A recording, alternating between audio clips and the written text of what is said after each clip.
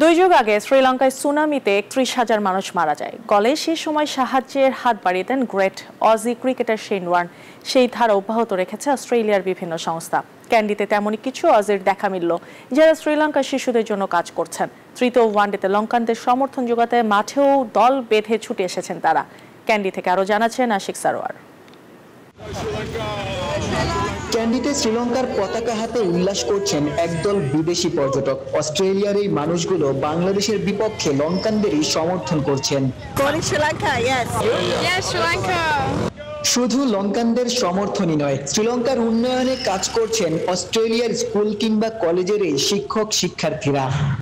Working with Child Action Lanka in Kandy and in Batacalo. It's an organisation that supports Sri Lankan children to get a better education and their well-being and their empowerment.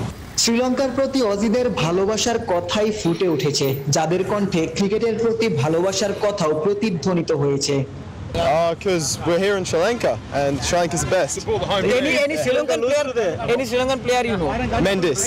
2004 সালে শ্রীলঙ্কায় ভয়াবহ সুনামির পর Shane Warne তার দাতব্য সংস্থা নিয়ে এগিয়ে এসেছিলেন। বলে এখনো সেই সংস্থা কাজ করে যাচ্ছে।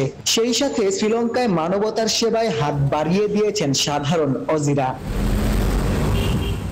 আশিক সারোয়ার, নিউজ 24, ক্যান্ডি, শ্রীলঙ্কা।